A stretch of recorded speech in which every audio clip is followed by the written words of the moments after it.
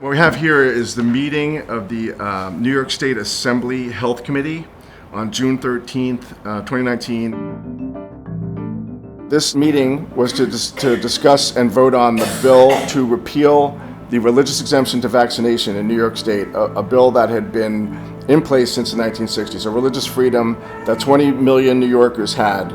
There are 26 people on this committee. The bill needs 14 votes to pass. If it's a 13-13 deadlock, the bill dies. And what you're about to see is a 13-13 vote in Albany, and then they change it. The bill should have died. So 20 million New Yorkers lost their right in these 5 minutes. Everyone knows that Albany is a cesspool of corruption and a history of backroom deals. But what happened here is we have it on video. It's on video. It was Facebook Live. They didn't even bother to call a recess and go in the back room and strong-arm somebody. You get to see an assemblyman get strong-armed in real time. So let's watch. The Assembly Majority Conference has come to the conclusion that it wants this bill on the floor. What Chairman Gottfried's essentially saying is the party made me do it. Therefore, it is the responsibility of this committee to implement the majority's decision. Watch them tally the vote. I think we'll fast forward through the actual voting, but watch what happens at the end. Mr. Gottfried? Yes. Mr. Abenante? No. Mr. Barron? No. Ms. Bishop? All Gottfried needs to do at the end of this vote is announce it's 13-13, but they don't. There they go. Here's Speaker Hasty. Hearing from the aide, it's a deadlock vote. There's the key moment. There is Hasty summoning someone from the table and pointing. So it's like, come here, you, come here. And he comes, because that's his boss. There's a conference between the assemblyman who's being strong-armed and Hasty. We needed an investigation under oath to find out what was discussed there. Now, because on record, Mr. Sayegh had already voted no, and he whispered to the chairman that he's changing his mind to yes, the chairman makes him articulate that yes, to put it on the record.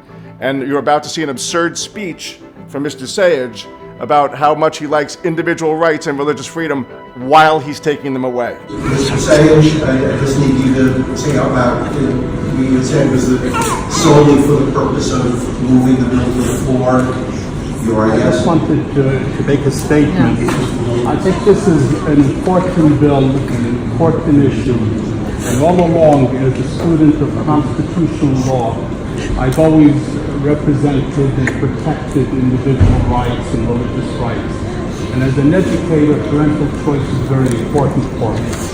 And although I would go on record as saying I will vote no on the floor on this bill, but I really feel the public and the Assembly at large deserves an opportunity to vote on this matter. So I'd like to vote in favor of allowing this to go on and vote on the floor. Thank you. The bill is reported. 14 yes, 13 no. There it is. In that moment, 13-13 vote went to 14-12. So Gottfried was strong-armed, Sayegh was strong-armed, and New Yorkers around the state lost a right. This vote was June 13th. On June 12th, the day before this vote, it was announced that a Merck subsidiary was investing $48 million in the Albany area and bringing 115 jobs. And this bill will directly improve Merck's revenue. We need to look at the communications that the people involved in this heist, what communications did they have with industry, with lobbyists. We need subpoena power to find that out. This is taking away a religious freedom. It's the first freedom in the First Amendment, and it is articulated in the New York State Constitution as a right that New Yorkers can have forever. Forever. Forever never ends. Forever did not end on June 13, 2019. There's an Albany Public Corruption Unit of the FBI already in place, trying to look for corruption. You don't have to look for this one. Here it is right here. Just email it to them, right? Email, there's the petition, send this video and the request for an investigation to any media outlet you can. And it doesn't have to be in New York. Like, this is a national issue. The pharmaceutical lobby is trying to take away religious freedom all over the country. So the best thing you can do to stop this from happening in your state is to expose the unholy alliance between the pharmaceutical industry and the government.